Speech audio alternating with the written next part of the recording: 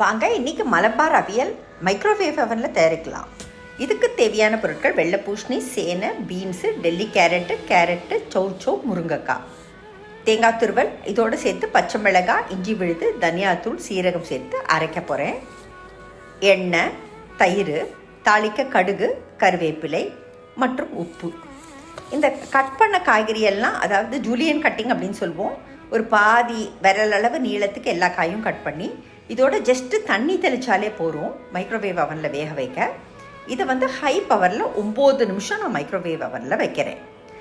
Meanwhile ஒரு mixer கண்டெய்னரில் தேங்காய் துருவல், பச்சை மிளகாய், இஞ்சி விழுது, தனியாத்தூள், சீரகம் எல்லாம் சேர்த்து நல்ல விழுதாக அரைச்சி வச்சிடலாம்.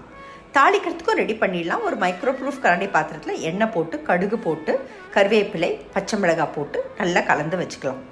காய் வெந்ததுக்கப்புறம் ஒரு நிமிஷம் போல் இந்த தாளிப்பை நம்ம மைக்ரோவேவ் அவனில் வைக்க போகிறோம். இப்போ காய் பாருங்கள் எவ்வளோ கிறிஸ்பியாக நல்ல அந்த அவியலுக்கு ஏற்ற பதத்துக்கு நல்லா வெந்திருக்குன்னு உங்களுக்கு தெரியும்.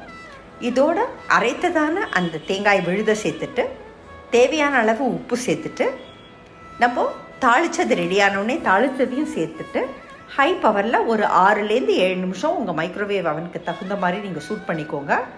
அதை நல்லா நம்ம வச்சு எடுத்துடலாம். இப்போ தாளித்தது ரெடி ஆகிடுச்சு.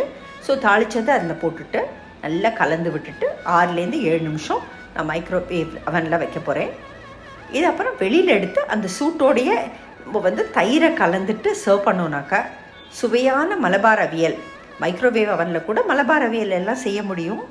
ஸோ கண்டிப்பாக ட்ரை பண்ணி பாருங்கள். எங்களோட புக்கோட PDF உங்களுக்கு வேணும்னா எங்களுக்கு DM பண்ணுங்கள். கீதா பாலகிருஷ்ணன்ஸ் சேனலில் லைக் பண்ணுங்கள், ஷேர் பண்ணுங்கள்.